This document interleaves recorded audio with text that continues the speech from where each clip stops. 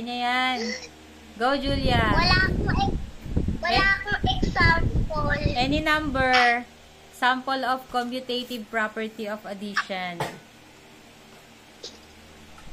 Any number.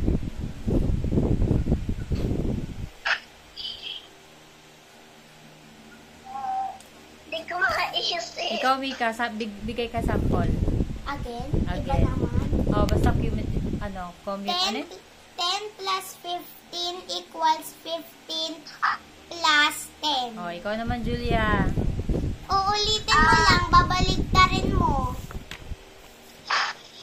Pwede 15 plus 14 equals 14 plus 15. Yay! Very good.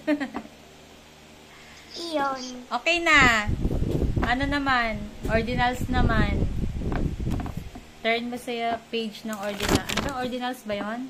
Ordinals and cardinals. Cardinal sin. Si cardinal sin ba yun? Sabihin mo kung anong page ka. Cardinal. Cardinals yung mga, yung parang, kunyari, 7, 100. Ganyan. Tapos ordinal, yung parang first, second, third, fourth, fifth.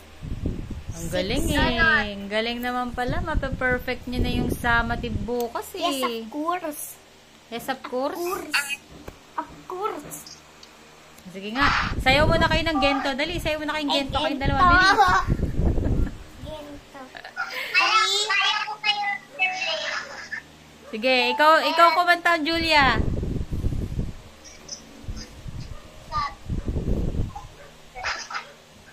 Na.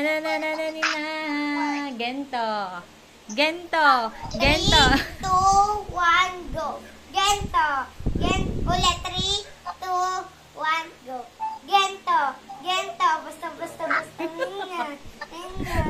Review na may dance. Mismo. Ito kaya mo. Basta. Gento. Yay! Yan ang isagot niyo bukas sa math, ha? Gento. Gento po yan, teacher. Gento. Ito kaya mo. Basta. Gento. Basta.